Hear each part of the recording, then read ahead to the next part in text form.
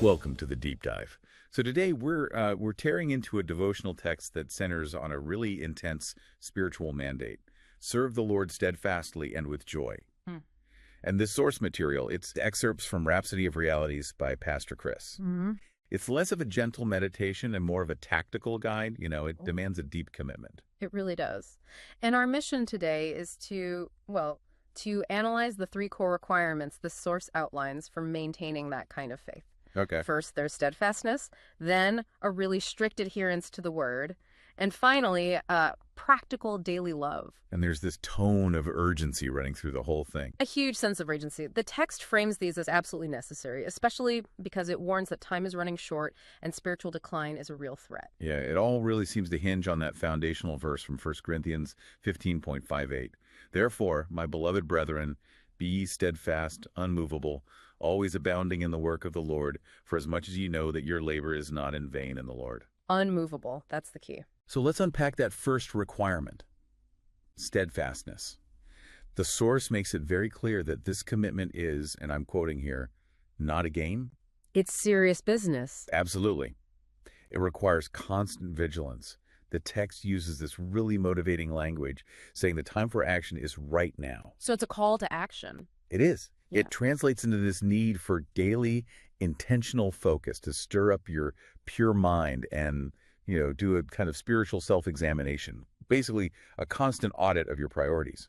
And if that's the attitude you need, what's the map? Right. The source is incredibly clear on this. It's an absolute focus on the word. And it's not just about reading. It's about making the word have, dominion over your spirit, your thoughts, even your opinions.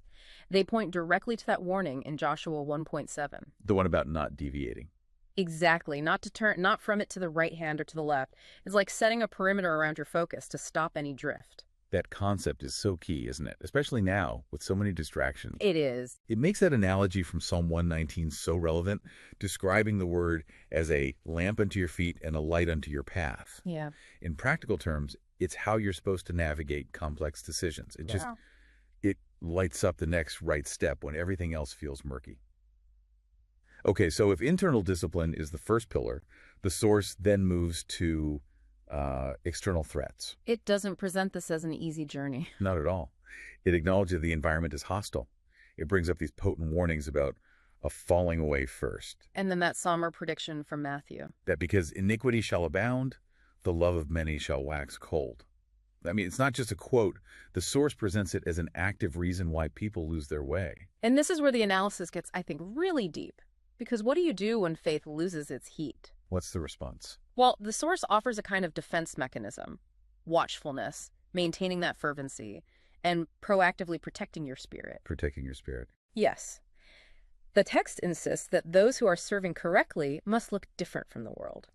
And that difference has to be something you can actually see in their behavior. And that observable difference, according to this, it all boils down to one simple but very demanding quality. Love. Love. That's the ultimate identifier. We see it right there in John 13:35. By this shall all men know that ye are my disciples, if ye have love one to another.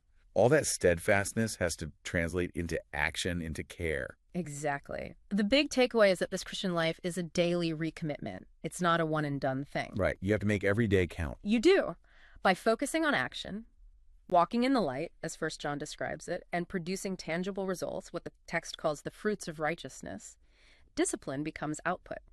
So if we synthesize all this, the source is giving us a continuous three-part cycle. It seems so. Persistent self-examination to stay focused, strict adherence to the word for guidance, and then the constant daily manifestation of love and joy.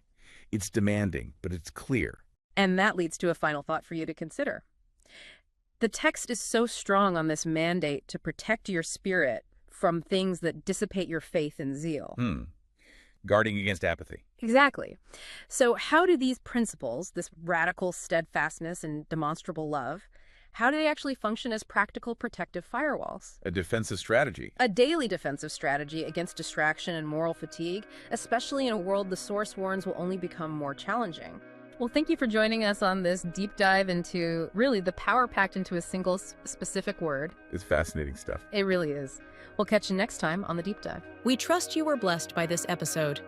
To gain unlimited access to Rhapsody of Realities by Pastor Chris, please download the Rhapsody app using the link myapp.rhapsodyofrealities.org. God bless you.